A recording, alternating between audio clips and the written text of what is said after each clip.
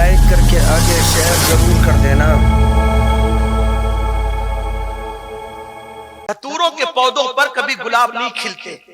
अगर माँ सीरियल देखती रहेगी तो बेटा कभी गुलाम गौसे आजम पैदा नहीं हो सकता। माँ बेपर्दा घूमती रहेगी तो कभी बेटा गरीब नवाज का गुलाम पैदा नहीं हो सकता। हाँ हाँ, माँ मर्दों से फोन पे लंबी लंबी नाजायज बातें करती रहेगी तो उसका बेटा कभी बाहया पैदा नहीं हो सकता। माँ चोरों को जन्म देगी, उचक्कों को जन्म देगी, शराबियों को, जुआरियों को जन्म देगी। बेपर्दा रहेगी तो यही होगा, हराम खाती रहेगी तो यही होगा, सीरियल देखती रहेगी तो यही होगा। अगर अपने बच्चों को अच्छा देखना है, पहले खुद तो बदलो, अपने आप को धतूरा ना बनाओ, अपने आप को गुलाब का पौधा बनाओ। पौधा गुलाब का होगा तो गुलाब खुद ब खुद खिलेगा। अल्लाह अकबर। इसलिए मैं लोगों से कहता हूँ, माँ खैर हो तो बेटा वली होता है, और अगर माँ उम्मुल खैर हो तो बेटा वलियों का सरदार होता है। गौस पाक की अम्मी खैर नहीं, गौस पाक की अम्मी उम्मुल खैर थी। बाप साले हो तो बेटा भी वली होता है, लेकिन बाप अगर साले नहीं बल्कि अबू साले हो तो उस वक्त बेटा बलियों का सरदार हुआ करता है। अल्लाह अकबर। बहुत अफसोस की बात है, किन किन चीजों पर बातें की जाए न की जाए। तो बहरहाल सरकार गौसियत माब ने उस नन्ही सी उम्र में कहा कि अच्छा उसको कहां फेंका तुम लोगों ने? तो फिर उन लोगों ने बताया, हमने फेंका वहां कचरे की कुंडी पे। अगर आप चले तो बता सकते हैं, गौस पाक खुद फरमाते हैं, मैं नन्ही सी उम्र में गया तो देखा कि चील, कौवे, कुत्ते, बिल्ली उसका गोश्त नोच नोच के खा रहे थे, नोच नोच के खा रहे थे। मैं रो पड़ा, इतना बड़ा वली जिसको मेरी माँ कह रही है, उसको कफन भी नसीब नहीं, उसको कब्र भी नसीब नहीं। फिर मेरे दिल में ख्याल है कि बाबा आपने तो कहा था कल जवाब देने का, तो उसके मुंह से आवाज निकली, वो बोल पड़ा, शहजादे मैंने जवाब देने का नहीं कहा था, मैंने जवाब बन जाने का कहा था। देख मैं तेरा जवाब बन गया, मैंने इश्क किया इसलिए मेरा ये अंजाम हुआ। महबूब ने चाहा कफन न मिले, कुत्ते बोटी नोचे, बिल्ली बोटी नोचे, जानवर परिंदे बोटियां नोचे, देखिए मेरा हाल हुआ। अगर इस मंजिल से गुजरने की हिम्मत है तो आशिक बनना, वरना महबूब बनने में भलाई है। तब मेरे मुर्शिद गौसे आजम ने कहा था, अब तो मैं आशिक ही बनूंगा,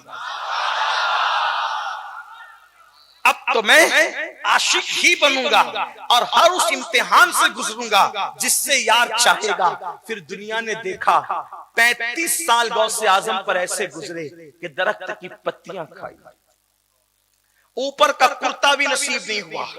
हमें मुर्दा जिंदा करना याद है, इश्क की ये कुर्बानियां भूल गए।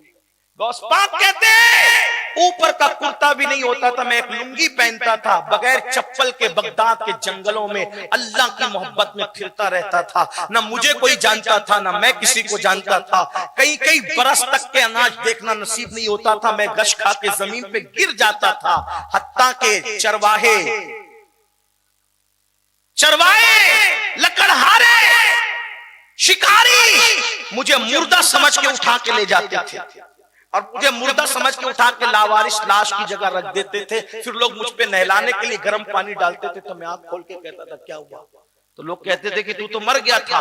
फिर मैं नारे हक लगा करके जंगलों में भागता फिरता। फरमाया जो इम्तिहान मैंने दिए हैं, अगर वो इम्तिहान पहाड़ों पे डाल दिए जाते तो पहाड़ रेजा रेजा हो जाते। जब इश्क की मंजिल में ये इम्तिहान से आदमी गुजरता है और फिर कामयाब होता है, तो तब महबूब कहता है अब बता तेरी रजा क्या है। जब गौस पाक ने इम्तिहान दिए, कमोबेश 35 साल तक बगदाद में कोई नहीं जानता था, न वो किसी को जानते थे। फिर एक दिन कहा, अब्दुल कादिर तू कामयाब हो गया इश्क की वादी में, अब बोल चाचा क्या है? तो कहा कि तू ही दे, तुझे जो देना है, मैं नहीं मांगता, तू दे। ये मंजिल आती इश्क में, बता तेरी रजा क्या है। खुदा बंदे से खुद पूछे, बता तेरी रजा।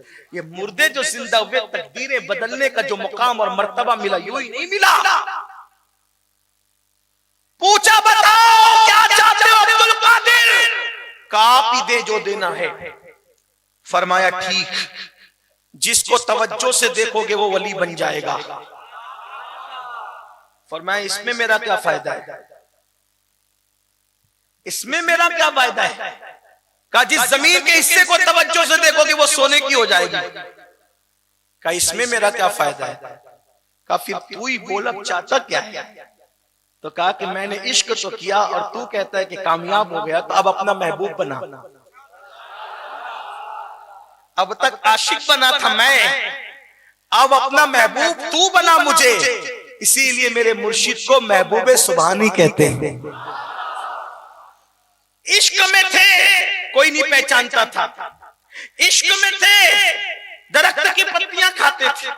इश्क में थे, कुर्ता भी नसीब न था। लेकिन जब महबूब बने और भूखे रहे तो फिर निदा आती, अब्दुल कादिर तुझे मेरी कसम खा ले। मेरे इमाम कहते कसमें दे दे के खिलाता है पिलाता है तुझे प्यारा अल्लाह तेरा चाहने वाला तेरा। जब फिर महबूब बने तो फिर मकाम ये आया, महबूब बने तो मकाम ये आया। एक औरत आई, आकर कहती है कि मुझे बेटा चाहिए। फरमाया ठीक, हाथ उठा, इसको बेटा देखा, इसकी तकदीर में नहीं है। कहा फिर दो दे। कहा प्यारे एक नहीं है, तू दो कहता है, तो कहा तीन दे। कहा एक नहीं है प्यारे, तू तीन कहता है, मौला चार अता कर। बाज लोग कहते 7, बाज लोग कहते 11। फिर कहा एक नहीं है, तू 7 और 11 की बात करता है। तो अर्ज करते हैं जब कबूल नहीं करना था तो दुआ की तौफीक क्यों अता की? जब तौफीक अता की तो झोली भर दे। कहा यही तो तेरी अदा पसंद है, जा हमने इसको 11 बेटे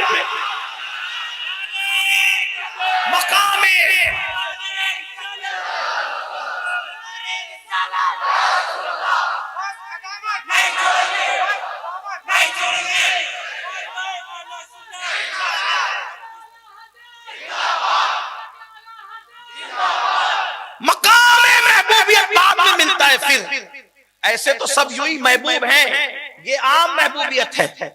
इश्क के बाद की जो महबूबियत है वो खास महबूबियत है। अब आइए उसी पर गुफ्तगू कर लेते हैं। बोलो इश्क करोगे? आवाज थोड़ी कम होगी ना? हाँ, इस फलसफे से पहले कहता तो शायद सभी कहते बोलो इश्क करोगे। कितने करेंगे? हाथ उठाएं। सुभान अल्लाह।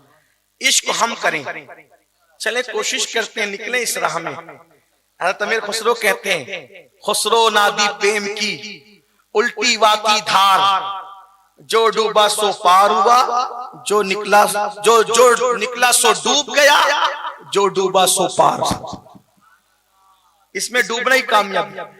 अल्लामा रूमी फरमाते हैं आशिक बन जा तू सब बनेगा। इश्क वाले वहां तक जाते हैं जहां फरिश्तों के पर तकते, जहां फरिश्तों के पर तकते इश्क वाले वहां तक जाते। जहां फरिश्तों की रसाई नहीं है वहां अहले इश्क का मकाम। बेखतर कूद पड़ा आतिश नमरूद में इश्क, अक्ल है महवे तमाशाए लबे बाम। जवान अली अकबर लुट रहा था, मौला हुसैन की जबान पर शिकवा क्यों नहीं था? मकाम इश्क था। 6 महीने का मासूम तीर खा रहा था, जबान पे शिकवा नहीं था, क्यों? मकाम इश्क था। जब मकाम इश्क पूरा हुआ तो सर सजदे में रख के कहा अब बता तू राजी है कि नहीं? तब मकाम महबूबियत में कहा गया हमसे क्या रजा पूछता है, ये बता कि तू हमसे राजी है कि? सिद्दीक पूरा माल रख करके लाते हैं।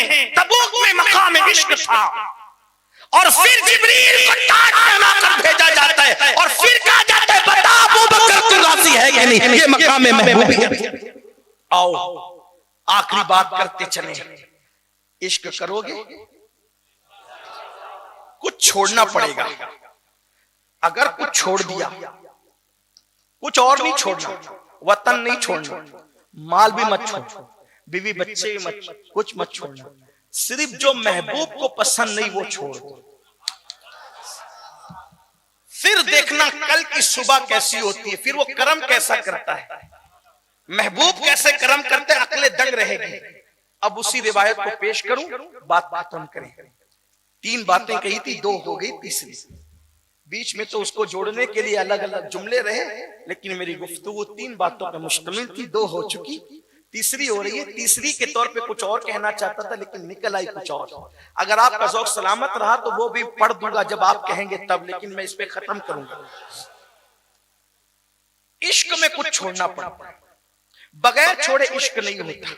कहते हैं इस्तियाब में भी ये बात लिखी हुई है, तारीख की किताबों में भी है, हजरते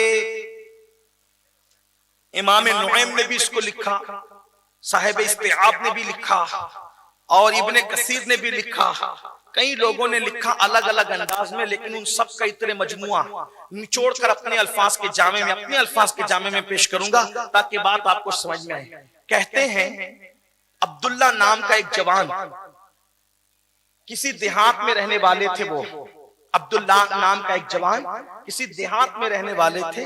किसी काम से अम्मी और चचा ने मदीने शरीफ भेजा। मदीने आए तो देखा कि भीड़ लगी हुई है।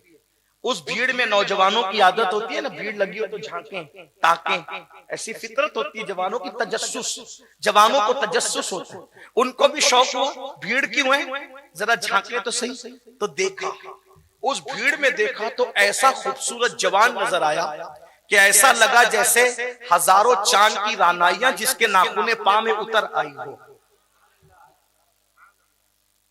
ये नहीं कहूंगा कि जिसका चेहरा चांद जैसा था, मैं ये नादानी नहीं कर सकता, इसलिए कि लोग तो अपनी बीवियों को, अपने महबूब को, अपनी महबूबा को चांद की तरह कहते हैं। खुदा के महबूब को चांद किस मुंह से कहूं?